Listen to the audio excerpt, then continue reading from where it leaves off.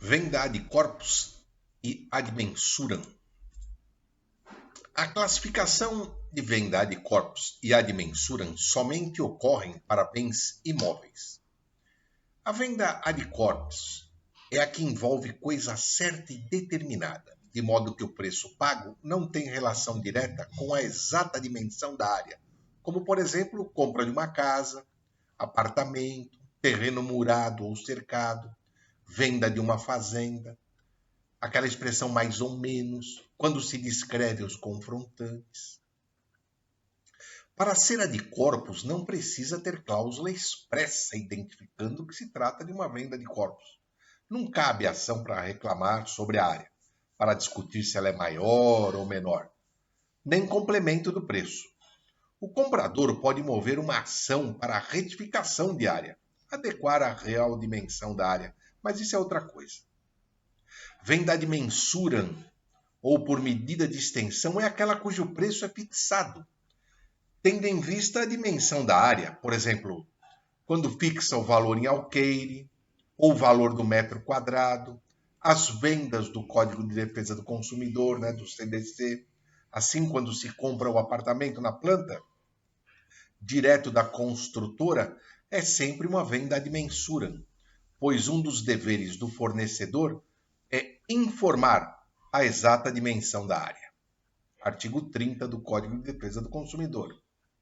Agora, se a área for menor do que a prevista no contrato, no caso de venda ad mensuram, e houver área contígua, anexa, se quem vendeu tem mais área no local, o comprador tem a opção de mover a ação ex empto ou ex vendito, que é uma ação em que se pede o complemento da área faltante.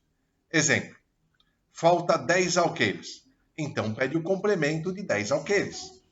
Primeira corrente, trata-se de uma ação pessoal, pois visa-se o cumprimento do contrato. Segunda corrente, é uma ação real, pois reivindica-se uma área faltante. Sendo uma ação real, precisa de autorização do cônjuge do autor e citação do cônjuge do réu, salvo no regime de separação obrigatória de bens. Orlando Gomes entende que é uma ação pessoal, assim como o professor Flávio, pois o sujeito ainda não é proprietário da área faltante, embora o objetivo seja obter a área faltante baseada no contrato. Essa ação ex empto pode ser cumulada com perdas e danos. Quando falta área no local, área menor do que a prevista no contrato, e o vendedor não tem área contígua, sendo cabível uma das ações edilícias, será cabível uma das ações edilícias. A ação redibitória, que pede a rescisão do contrato e pega o dinheiro de volta, e a ação quanti minores, ou estimatória, que pede o abatimento proporcional do preço, que pode acumular uma dessas ações com perdas e danos. É errado dizer que são 3 opções. Na verdade, são 2 opções. Tem área contígua, ação ex empto ou ex vendito, e não tem área contígua, ações edilícias ou redibitória ou quanti minores. Prazo para mover essas ações é de 1 ano a contar do registro do título. Entretanto, se houver atraso por culpa do vendedor, o prazo de 1 ano conta-se da emissão na posse. Porém, se houve atraso sem culpa do vendedor, caso fortuito, força maior, conta-se a partir do registro, artigo 501 do Código Civil. A natureza jurídica desse prazo, temos 2 correntes. Primeira corrente, trata-se de um prazo decadencial, logo não se suspende, salvo se o comprador for absolutamente incapaz. O fundamento é o de que os prazos de prescrição estão na parte geral do Código Civil, artigo 205 e 206. Segunda corrente, Nelson Nery Jr. entende que as ações acima citadas, anteriormente citadas, o prazo seria prescricional, porque a sentença seria condenatória. E realmente é uma sentença condenatória. E nas ações condenatórias, os prazos são prescricionais. Nas ações ex empto e quanti minores, sendo que nesta última condena a devolver uma parte do que recebeu.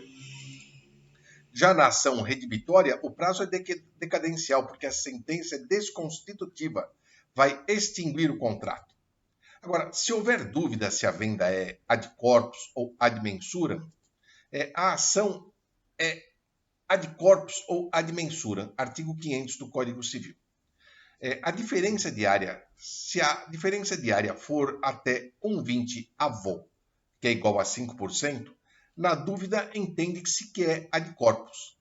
Mas se a diferença for acima de 1,20 avô, presume-se que é ad mensuram. Isso só ocorre se houver dúvida, hein? Se tiver muito claro que é ad corpus, mesmo sendo uma diferença acima de 1/20avo, não cabe ação nenhuma.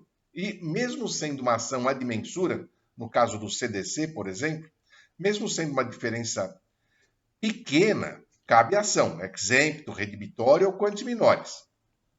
Agora, se a área for maior do que a prevista no contrato, se a área for maior do que a prevista no contrato, o vendedor pode mover ação para pleitear a devolução do excesso ou o complemento do preço? Em regra, não, porque o vendedor tem que ter conhecimento do que vendeu, salvo se for um erro excusável, justificado, tinha motivos sérios para ignorar a exata dimensão da área.